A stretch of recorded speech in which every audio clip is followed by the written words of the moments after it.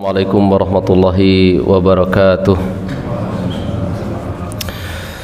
Innal hamdalillah nahmaduhu wa nasta'inu wa nastahdihi wa natubu ilaihi wa na'udzu bihi min shururi anfusina wa min sayyiati a'malina.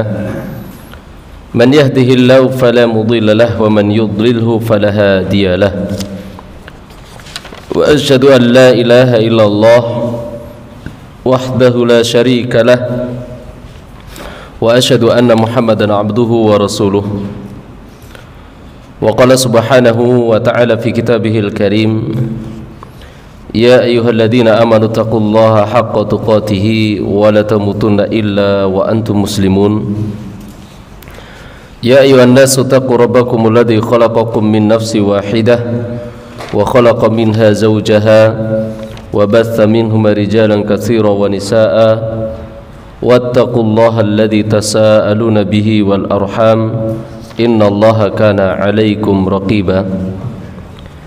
Ya ayyuhalladzina amanu taqullaha wa qulu qawlan sadida yuslih lakum a'malakum wa yaghfir lakum dhunubakum wa may yuti'illaha wa rasulahu faqad faza fawzan 'azima. Amma ba'du, la rahimakumullah, fa inna asdaqal hadithi wa ahsanal kalam kalamullah wa khairal hadi hadi Muhammadin sallallahu alaihi wasallam wa syarrul umuri muhdatsatuha fa inna kulla bid'atin dhalalah wa kulla dhalalatin finnar wa ilan nari wa niyadu billah. Ma'asyiral muslimin wal muslimat, a'azani Allah wa iyyakum jami'an. Alhamdulillah, kita bersyukur memuji Allah Subhanahu wa taala atas segala kemudahan yang Allah Subhanahu wa taala berikan kepada kita semuanya, sehingga di kesempatan yang berbahagia ini kita masih diberikan kesempatan oleh Allah Subhanahu wa taala untuk selalu dekat dengan ilmu. Yang kita paham bahwasanya dekatnya manusia, dekatnya hamba dengan ilmu menunjukkan dekatnya dia dengan kebenaran. Ketika seseorang dekat dengan kebenaran, berarti dekat pula antara dia dengan surganya Allah Subhanahu wa taala.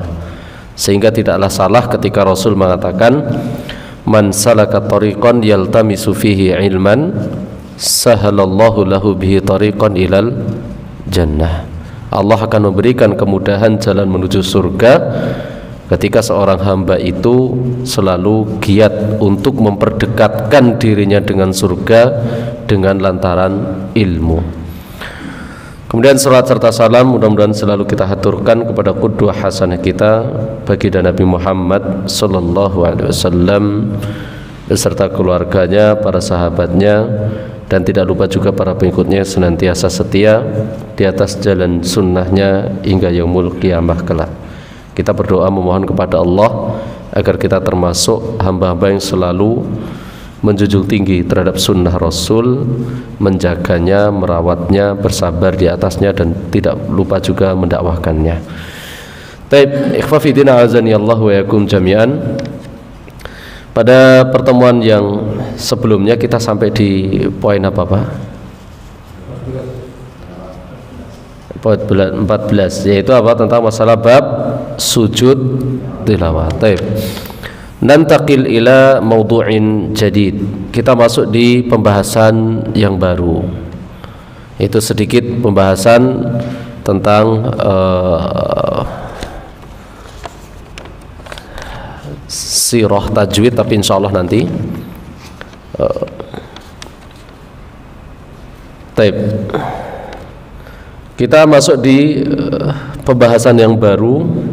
Kalau di buku Asy-Syafi'i bawah Pak nggih, pada bawah, atau ketinggalan, atau lupa, atau nggak punya, atau hilang.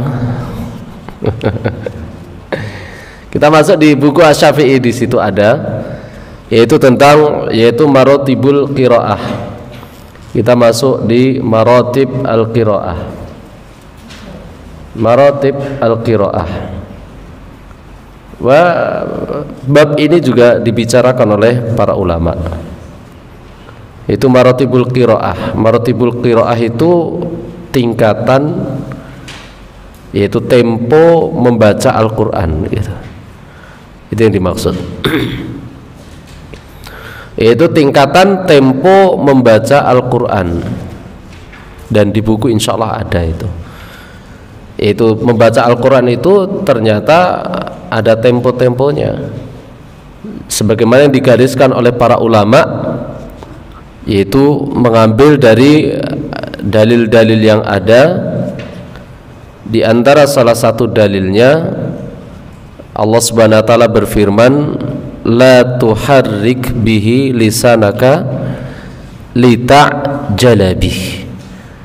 Yang mana Allah Subhanahu wa taala berfirman, la tuharrik bihi lisanaka lita'jala bih. Janganlah dirimu itu menggerakkan lisanmu membaca Al-Quran untuk dalam rangka tergesa-gesa. Menunjukkan di antara perkara yang sangat dihindari bagi para pembaca Al-Quran, yaitu kita tidak boleh tergesa-gesa membaca Al-Quran. Maksudnya tergesa-gesa itu dia memiliki tempo yang sangat cepat, yaitu tempo yang sangat cepat. Tujuan cepatnya terkadang dia macam-macam, biar cepat selesai. Nah, kalau orang itu kalau tujuan biar cepat selesai, maka ada dua kemungkinan. Kemungkinan pertama, yaitu dia tidak bisa menikmati apa yang ia kerjakan, gitu kan. Atau dia cepat selesai agar bisa melaksanakan yaitu bacaan-bacaan yang lainnya, bisa juga. Tetapi kalau seseorang itu membaca Al-Quran tujuannya biar cepat selesai, biar selesai tuntas apa yang ia kerjakan, berarti itu adalah sebuah pertanda dia tidak bisa menikmati bacaan Al-Quran itu. Di antara tujuan kenapa Allah Subhanahu wa taala mengatakan la tuharrik bihi lisanaka lita'jala bih, janganlah dirimu itu tergesa-gesa di dalam membaca Al-Quran itu. Membacamu itu nggak boleh cepat, temponya nggak boleh cepat, agar dirimu itu bisa menikmati bacaanmu, gitu loh.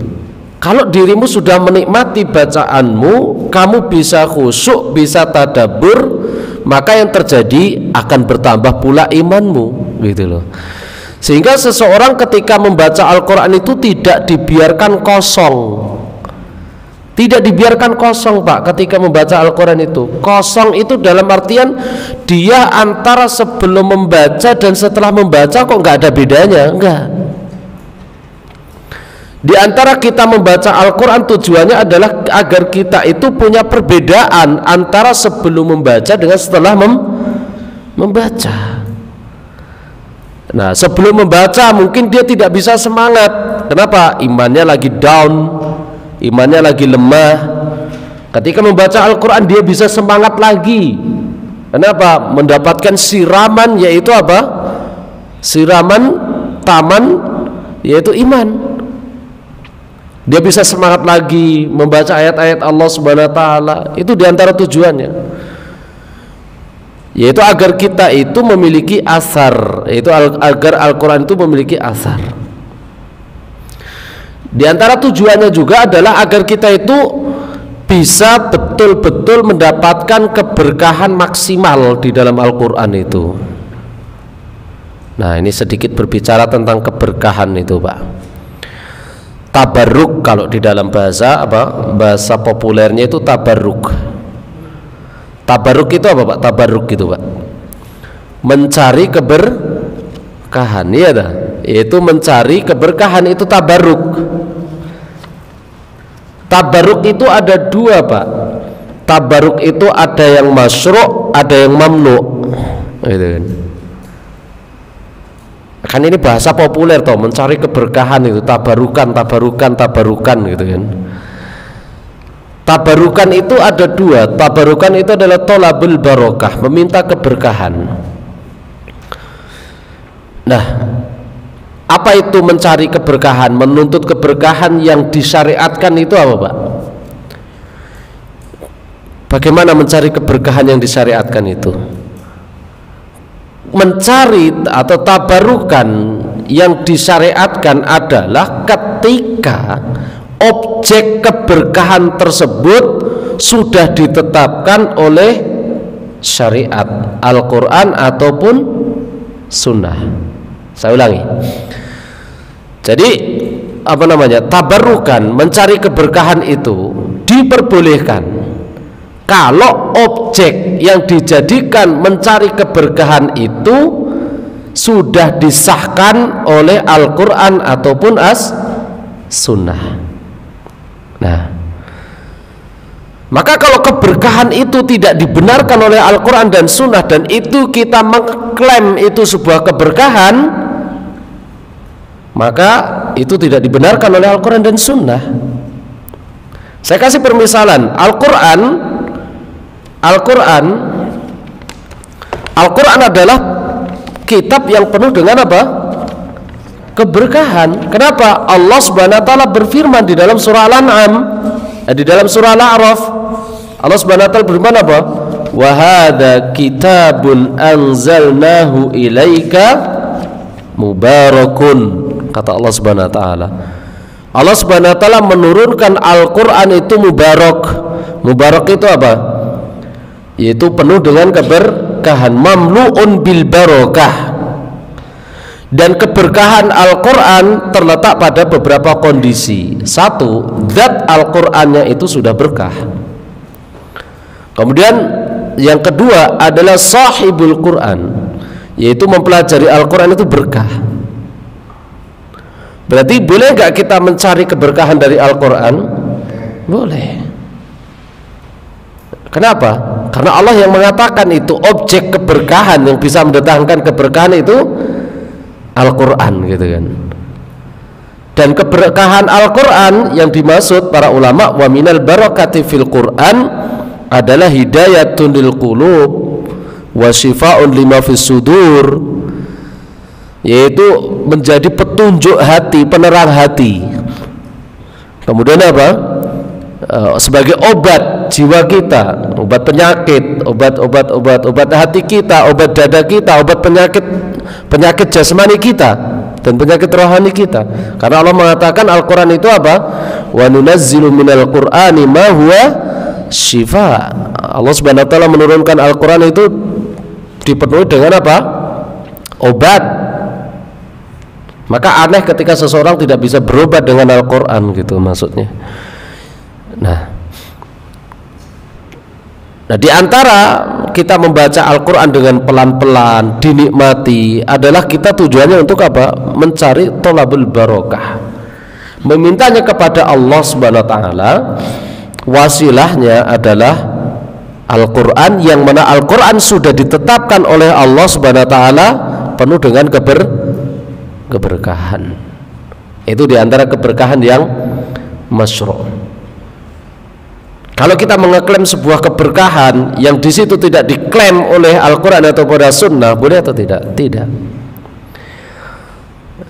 Dulu para sahabat radhiyallahu taala anhum melalui hadis Abu Waqid Al-Laitsi radhiyallahu taala anhu, diriwayatkan oleh Al-Imam Tirmidzi rahimahullah taala, pernah mengkisahkan para sahabat radhiyallahu taala anhum ketika di perang Hunain.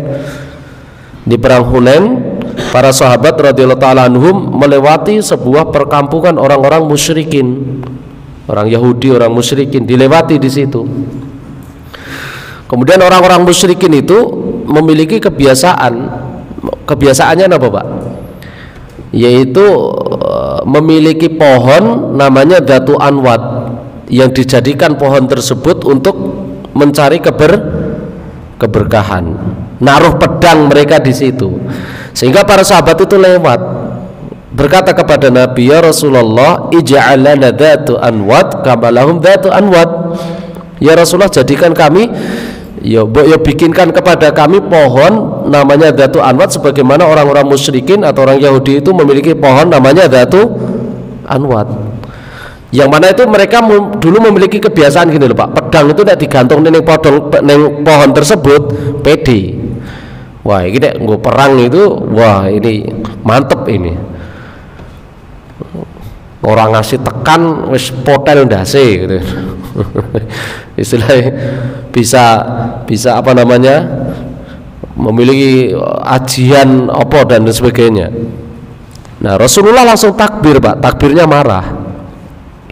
Apakah kalian pengen seperti kaumnya Nabi Musa yang menginginkan apa? Ij'al lana ilahan kama lahum alihah. Innaha sunan la tarkabunna sunana man kana qablakum shibran bi shibrin wa dhira'an bi dhira'in hatta law dakhalu juhra dhabin latabatumuhum, kata Rasulullah. Ini adalah sunnah-sunnah orang Yahudi, orang musyrikin. Nah, kita nggak boleh, Pak. Berarti di situ hadis tersebut memberikan istimbat, yaitu apa? Memberikan apa? Dalil, faedah kepada kita. Kita itu tidak boleh mengeklaim objek apapun itu kita tetapkan sebagai keberkahan kalau tidak diklaim oleh Al-Quran atau Sunnah. Contoh, antum punya sumur di rumah. Sumur saya itu Ustaz, rasanya anyep, metu dhewe ora tahu nek kemarau ora tahu asat gitu. Ini berkah Ustaz. Boleh nggak kita jadikan seperti itu? Nggak boleh. Tai kebo dan sebagainya keberkahan. Nah, nggak boleh seperti itu. Nah, kalau Al-Quran boleh dijadikan untuk apa? Keberkahan. Boleh. Kenapa? Allah menetapkan keberkahan pada Al-Quran. Maka dari sini ya ikhwah azanillahu wa yakum jami'an, Allah Subhanahu wa taala mengatakan la tuharrik bihi lisanaka lita'jala bi. Janganlah dirimu itu tergesa-gesa di dalam apa? Membaca Al-Quran, itu menggerakkan lidahmu untuk tergesa-gesa. Tujuannya apa? Pelan-pelan. Nikmati Al-Quran yang kamu baca agar dirimu bisa khusyuk, hatimu terobati, jiwamu tenang, dirimu mendapatkan keberkahan dari Al-Quran yang kamu baca. Penyakitmu bisa sembuh perantaraan Al-Quran, dan sekitar-sekitarmu mendapatkan keberkahan. Taib. Nah, dan demikian juga hadis Ummu Salamah yang pernah kita bacakan menceritakan bagaimana Rasulullah SAW membaca Al-Quran. Nabi SAW dikatakan kana yaqra'ul Qur'ana ayatan. Itu Rasulullah SAW membaca Al-Quran itu satu ayat berhenti.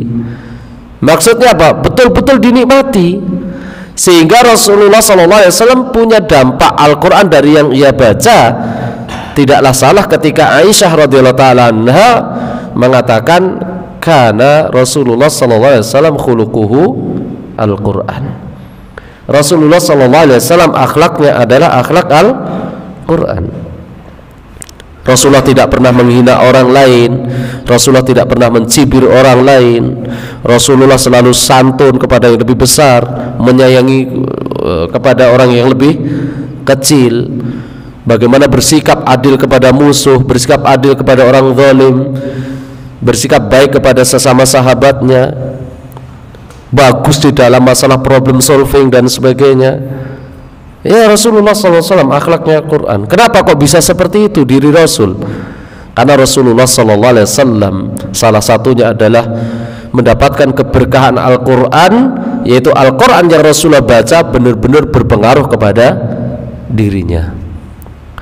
Dan sebagaimana para sahabat radhiyallahu ta'ala anhum, sebagaimana yang dikatakan oleh Abu Abdurrahman As-Sulami radhiyallahu ta'ala anhu, bahasanya beliau pun juga mengatakan kunna la natajawazu 10 ayatin minal qur'ani hatta na'lamu ma fihi minal ilmi wal amal. Kata beliau, kami dulu para sahabat radhiyallahu ta'ala anhum itu, kami tidak melewati 10 ayat yang kami hafal. Jadi para sahabat itu mereka 10 ayat, itu 10 ayat yang mereka baca, yang mereka hafal.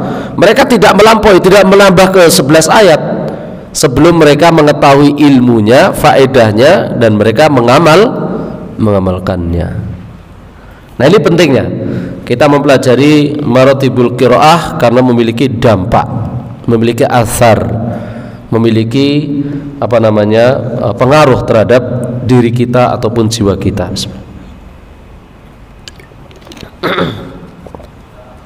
Nah, maka dari ayat ini pun juga kita pahami, karena di antara poinnya sangat tidak dianjurkan ketika kita membaca Al-Quran itu dengan kondisi cepat-cepat. Itu cepat-cepat. Illa lihajatin, kecuali di sana ada perkara yang membenarkannya. Itu perkara yang membenarkannya. Baik. Maka para ulama mengatakan di antara taklif mereka bahasanya maratibul Qur'ani salasah, yaitu tingkatan tempo membaca Al-Quran itu ada 3. Yang pertama adalah tahqiq, yaitu tahqiq. Yang kedua tadwir, ketiga al-hadr, sebagaimana termaktub di buku kita insyaallah ada. Itu tahqiq. Tahqiq itu maknanya yaitu apa? Teliti. Itu tahqiq itu maknanya teliti, ngepas. Itu secara bahasa itu. Adapun secara istilah yaitu al-qira'atu bita'udatin wa mi'nanin ma'al mubalaghati fil ityani bisyai'in ala haqqihi min ghairi ziyadatin wala nuqsanin wala yasluhu fi maqamit ta'lim.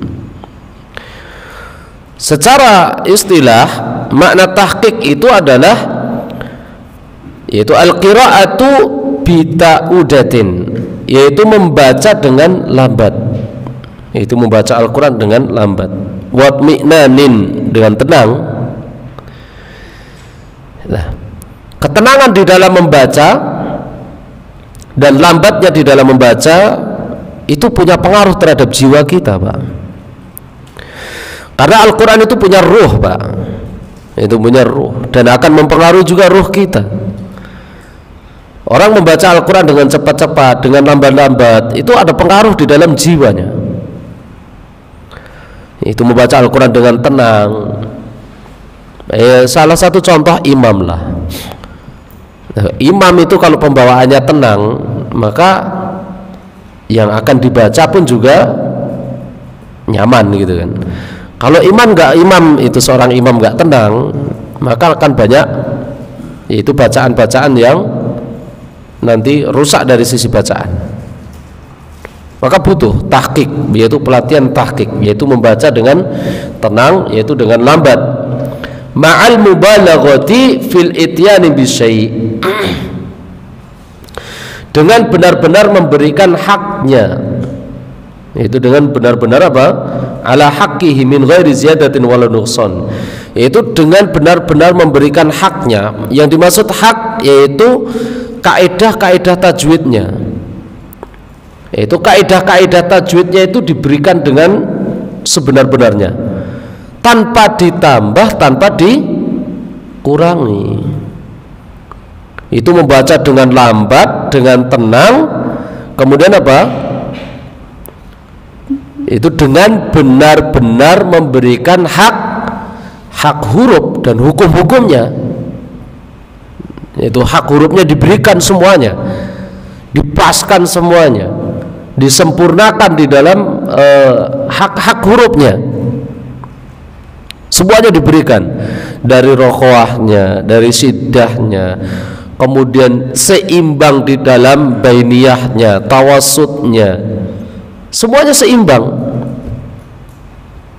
Nah, saya kasih permisalan firman Allah Subhanahu wa taala, alhamdulillah. Alhamdulillah di sini saja sudah ada 2 huruf yang memiliki sifat tawassut, yaitu lam sama mim ketika sukun kan gitu kan. Al itu memiliki sifat tawassut, ham mimnya ketika sukun juga memiliki sifat tawassut juga. Maka ketika kita memberikan haknya itu tanpa ditambahi, tanpa dikurangi, berarti tawassutnya di sini antara lam sukun dengan mim sukun harus imbang. Jangan lamnya lebih cepat, mimnya lebih lambat, atau sebaliknya alnya lebih lambat kemudian mimnya lebih cepat. Maka ini berarti apa namanya? Ini belum tahqiq seperti ini. Itu belum tahqiq seperti ini. Demikian juga ketika memberikan hak-hak tentang masalah qalqalah, masalah rokhawah dan sebagainya, syiddah, kemudian isti'la, istifal, kemudian itbaqnya, kemudian hukum-hukum yang lainnya pun juga sama. Nah, ini tahqiq, yaitu apa tadi? Membaca dengan pelan, tenang, kemudian apa? Dengan memberikan hak-haknya secara maksimal, hak-hak hukum dari bacaannya secara maksimal, tanpa mengurangi, tanpa nambahi. Itu tanpa dikurangi, tanpa ditambahi, semuanya imbang. Semuanya imbang.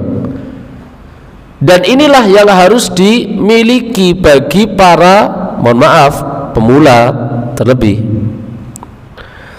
Maka di antara tips yaitu agar kita itu bisa membaca Al-Quran dengan benar. Kalau kita awal-awal mula belajarlah dengan tahqiq, membacanya dengan lambat, dengan tenang, semuanya diperjelas, hukum-hukumnya diberikan semuanya.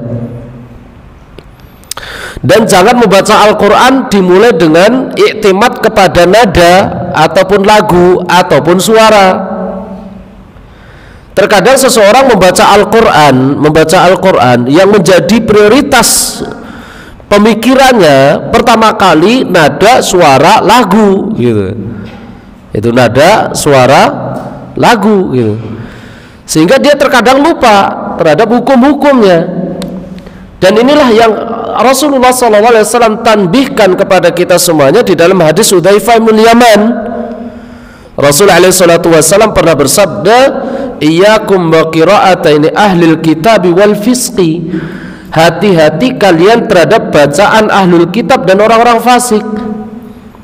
Nah, di antara potongan hadis tersebut Rasul mengatakan, fa innahu sayaji'u ba'di qaumun yurajji'una al-Qur'ana bitarji'il ghina maftunatun qulubuhum wa qulubu man yu'jibuhum. Kata Rasulullah, hati-hati kalian terhadap bacaan para ahlul kitab dan orang-orang fasik. Yang namanya ahlul kitab, Yahudi dan Nasara, kalau membaca Al-Quran, membaca kitab mereka, apakah mereka punya aturan? Tidak. Wudu nggak peduli, kan gitu.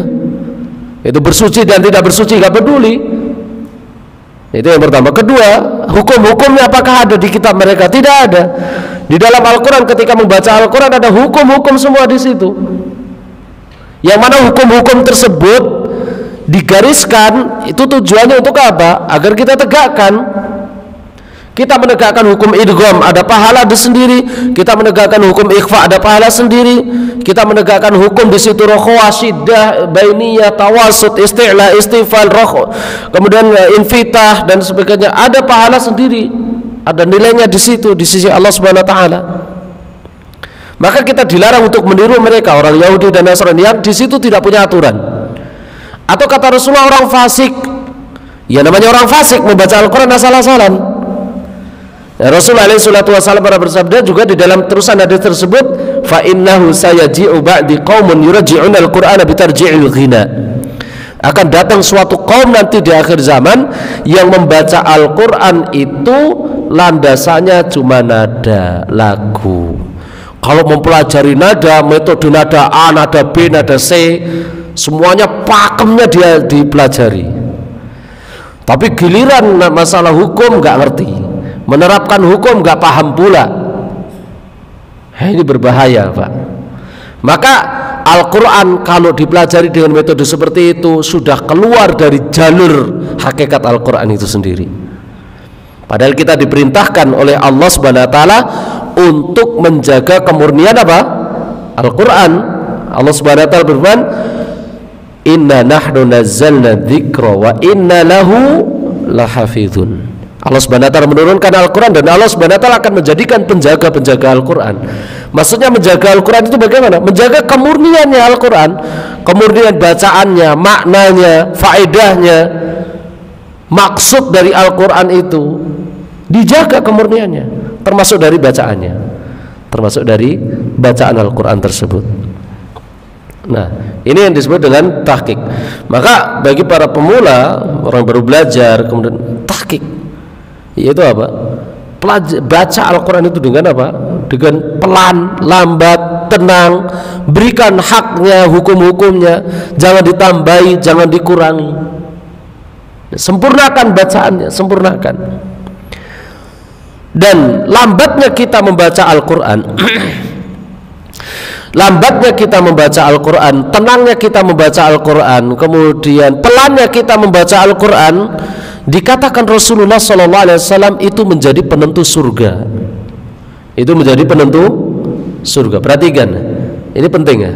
Rasul SAW pernah mengatakan di dalam sebuah hadis tentang orang yang membaca Al-Quran dengan pelan, lambat, tenang, tahqiq, itu menjadi penentu surga. Apa sabda Rasulullah SAW? Rasul SAW pernah bersabda, Iqra, yuqalu li sahibil Quran, Iqra warattil wartaqi kama kunta turattilu fid dunya fa inna manzilataka 'inda akhir ayatin taqra'u biha. Kata Rasulullah SAW, bacalah Al-Quran dan naiklah, tartilkanlah, lambatkanlah bacaanmu, kata Rasulullah. Nanti maksudnya kelak di yaumul qiyamah. Karena hadis tersebut menceritakan tentang sahibul Quran. Dikatakan di situ yuqalu li sahibil Quran. Dikatakan bagi sahibul Quran. Nanti kelak di yaumul qiyamah. Iqra warattil wartaqi. Bacalah, lambatkan bacaanmu dan naiklah. Naik masa derajatmu, surgamu naiklah. Kama kunta turatilu fid dunya, sebagaimana engkau dulu mentartilkan bacaanmu di dunia. Fa inna manzilataka, karena kedudukanmu di akhirat ini, kata Allah Subhanahu wa taala, inda akhiri ayatin taqra'u biha, tergantung dari akhir bacaan Al-Qur'anmu. Semakin lambat, semakin banyak yang kita baca dan semakin lambat dengan bacaan kita, semakin naik bacaan kita, semakin naik pula derajat kita. Itu itu apa namanya? Bismillah. Itu tahqiq ya. Baca dengan pelan, yaitu dengan haknya diberikan, tanpa dikurangi, tanpa ditambahi tadi. Semuanya diberikan semua. Bismillahirrahmanirrahim. Dan ayat-ayat yang lain seperti itu. Alhamdulillahi rabbil alamin. Imbang semua. Dari mat arid li sukunya imbang semuanya.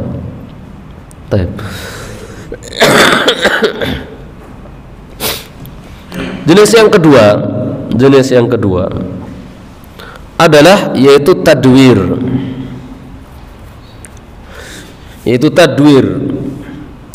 Tadwir yaitu maknanya adalah tawassutul qiraah bainat tahqiqi wal hadr.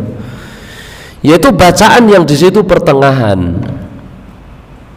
Nah, pertengahan yaitu antara cepat dan lambat, pertengahan, yaitu perkara yang masih wajar.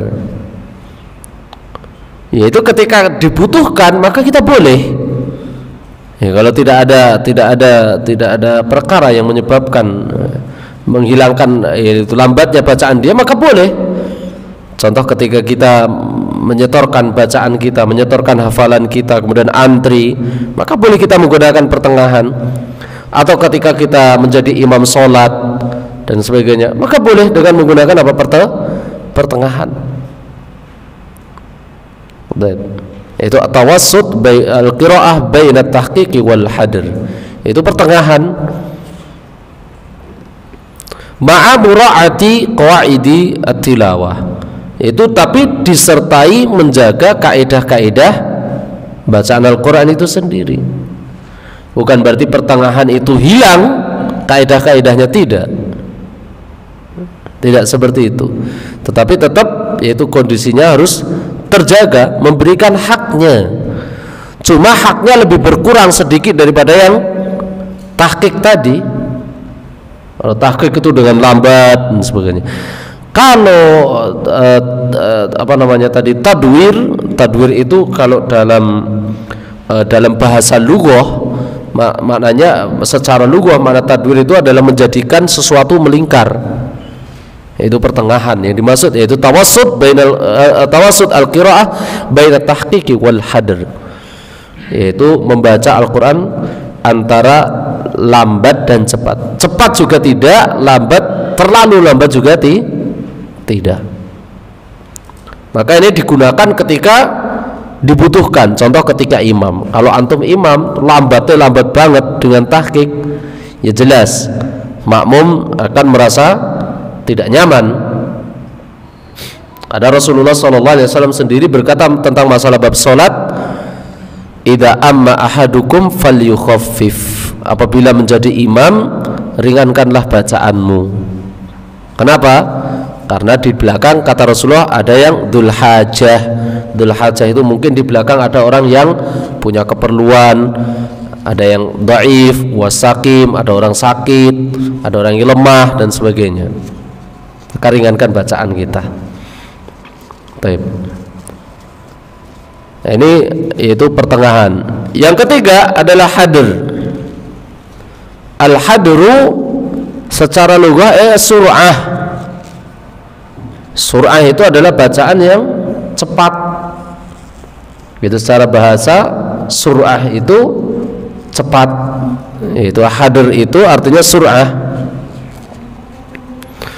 Secara istilah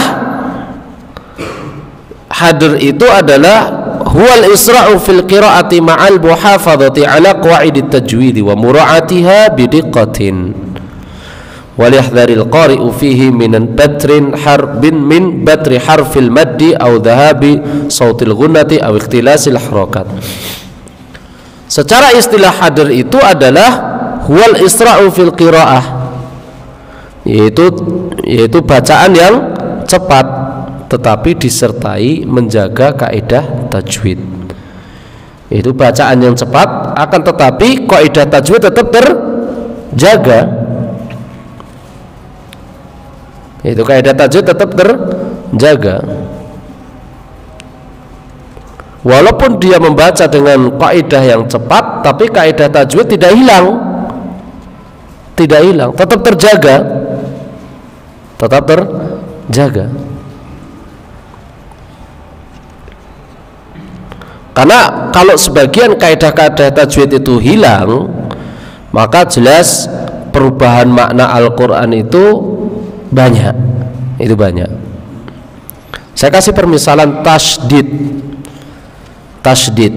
Kalau kita tidak diqqah, tidak teliti di dalam masalah tasydid, antara tasydid ada dengan tasydid tidak ada itu sudah berubah makna, gitu kan.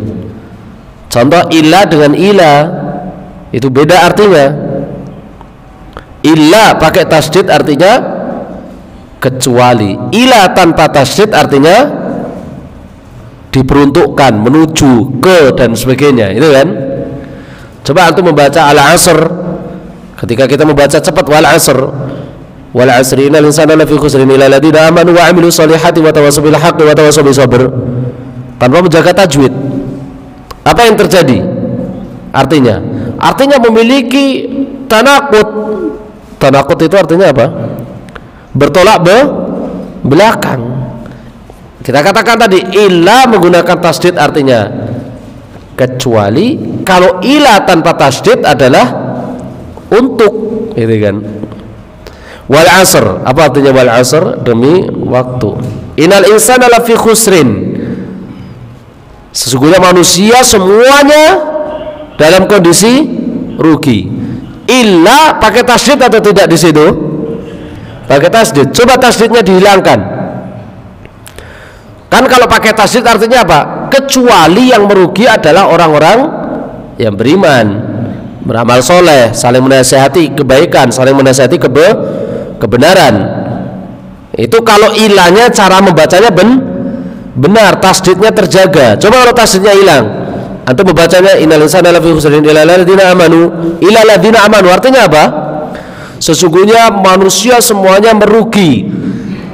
Yaitu merugi itu diperuntukkan untuk orang-orang yang beriman, beramal soleh, saling menasihati kebenaran, saling menasihati kesabaran. Kan jadi tanaqud, artinya bertolak belakang. Ini pentingnya. Ya, itu pentingnya. Maka ya ikhwah, kesimpulannya adalah mempelajari kaidah tajwid itu adalah perkara yang yang harus dimiliki oleh setiap muslim. Kedua adalah membaca dengan tahqiq, setiap muslim harus mampu, yaitu membaca dengan tahqiq. Tahqiq tadi apa? Membaca dengan lambat, tenang, memberikan hak tajwidnya. Setiap muslim harus mampu. Kenapa?